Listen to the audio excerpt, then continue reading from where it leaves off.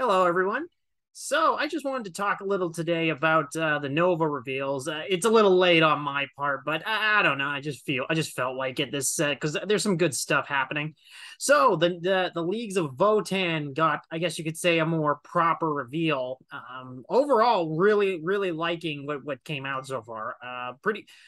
It's more or less what I was expecting because pretty much all the new stuff pretty much got leaked at one point or another online. So, but I and just to clarify though, this still didn't kill my enthusiasm for this release. As I think the Leagues of Votann, I really think they found a good middle ground with respecting the past, but giving them a much more updated look. Because let's be honest, right here, I think anyone who remembers it, there was a level of reason why they discontinued them the first time around. Like as Warhammer 40K started to take itself just a tiny bit more seriously, they were still kind of stuck in that, like, I guess you could say kind of this is, and for the record, I'm not trying to offend anyone. I just feel this is my opinion on them.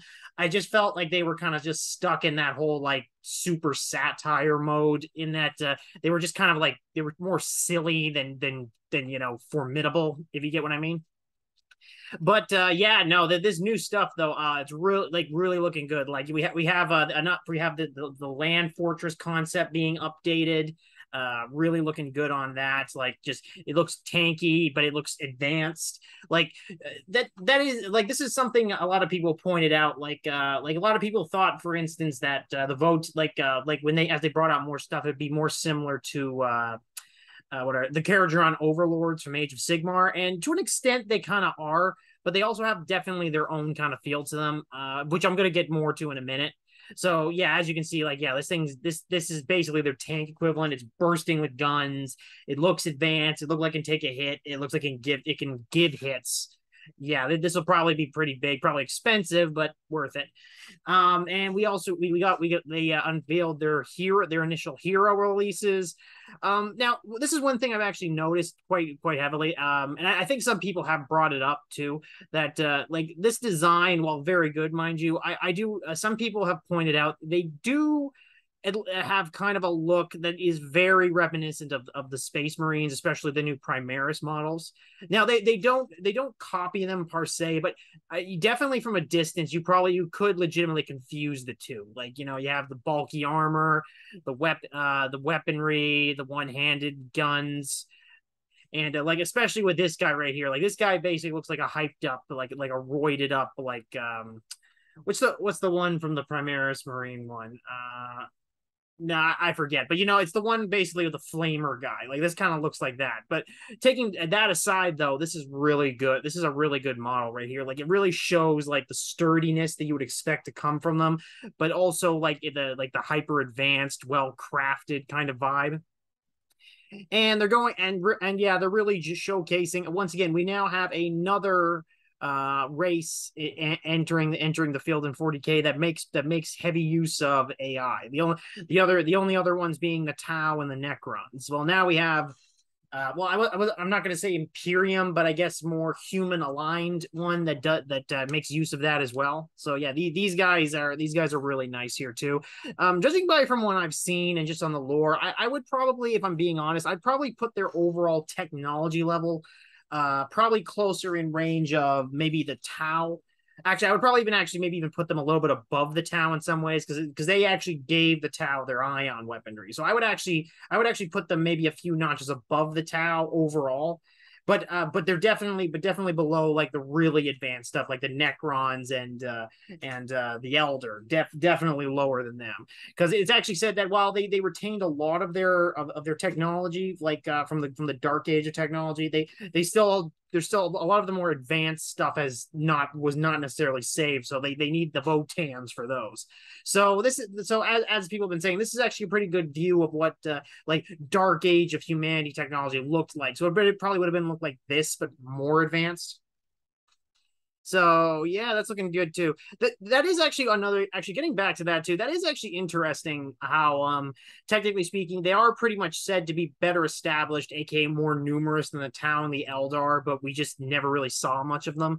Uh, Again, this is, we're basically getting back into retcon territory. It's one of those things like in 40K, yeah, like I know it's a huge galaxy, not everyone's gonna see everything, but it just like you think with all like everything the Tau and the Eldar are involved with, you think a race that's technically more numerous than them would be referenced a little more. But it's the thing with retconning. We just gonna, from this point on, they've always been there. So no sense going into that.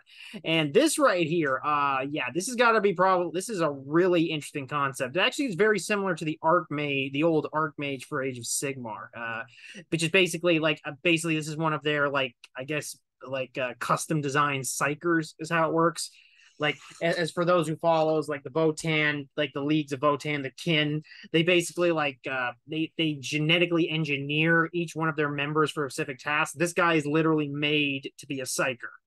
So that's actually pretty interesting. I wonder how it's going to compare on the tabletop to other psyker heavies like the Eldari and the Dark, like the Craft World Eldar and like the who are the other ones?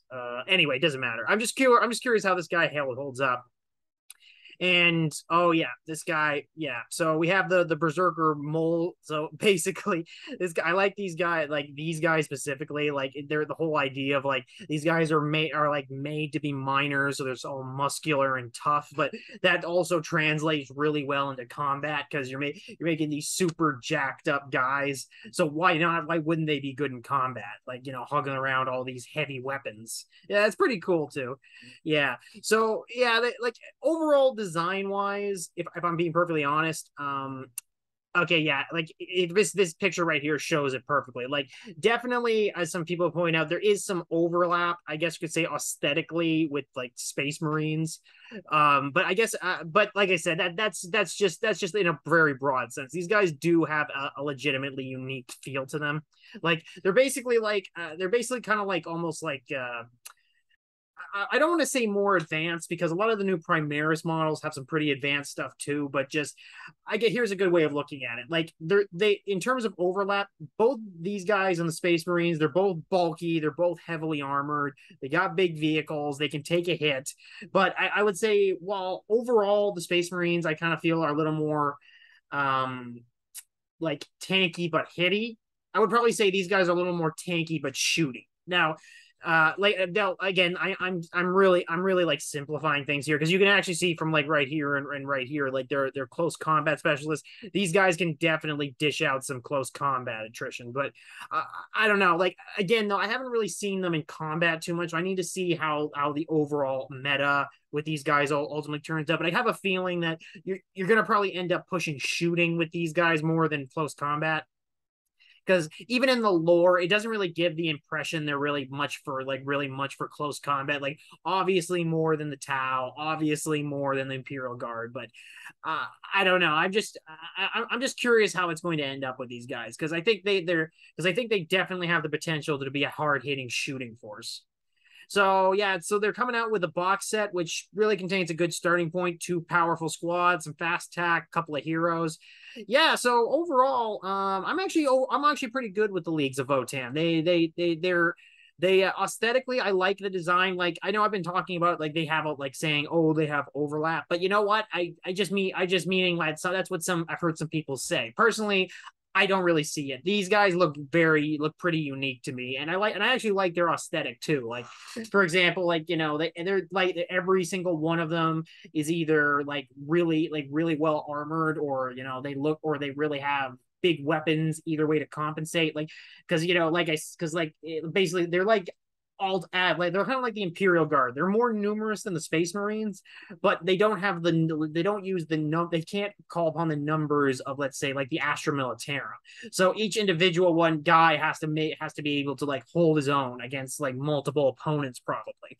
And another thing too, so in this way, I would probably say their technology is probably probably, and their firepower is probably somewhat like the Tau, but just less fast. Like I feel that they're slower than the Tau, but they have greater armor and maybe equal or maybe even slightly better weaponry. Now, I only say that because again, lore wise, they're the ones who gave ion technology to the Tau Empire now. So if they gave them that weaponry that they utilize so much, I just wonder what they didn't give them.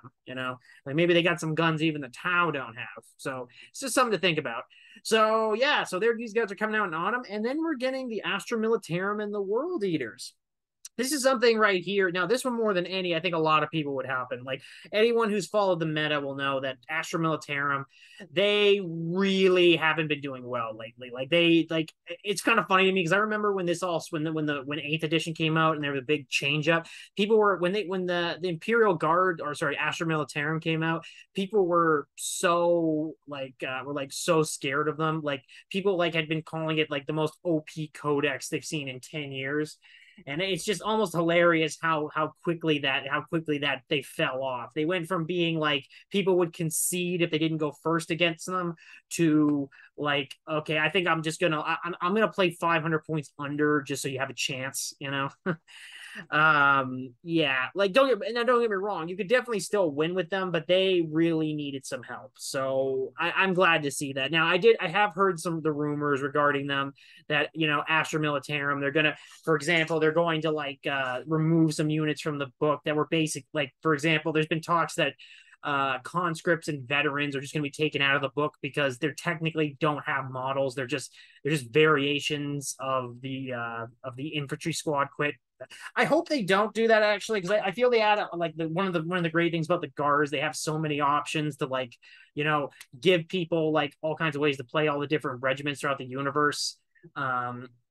But again, what I'm trying to say is I would understand if they did though, because GW is really, especially in recent years, wanted to get rid of options that aren't really models. So we'll see what happens. But either way, I just hope they fix up they fix up guard, because they just fix up guard, especially in terms of durability here. Because I think anyone could say that the sight of a Bane Blade dying in turn 1 from enemy shooting is becoming too sad to watch. Like seriously, the Imperial Guard, the whole thing about them is that they have all these really tough vehicles, and yet all these really tough vehicles keep dying before the end of battle round 1. Like we need to fix that.